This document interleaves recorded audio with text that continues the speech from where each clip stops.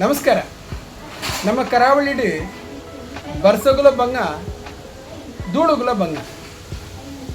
ಈ ಬರ್ಸೋಗು ಕುಡ್ಲಾರ್ದು ಮೂಡಬಿದ್ರೆ ಮುಟ್ಟ ಹೋದ್ ಬಂದಾಗ ಗಾಡಿ ಕೆಸರಡು ಸೀಂತಿದ್ದು ಹೋಗ್ತದೆ.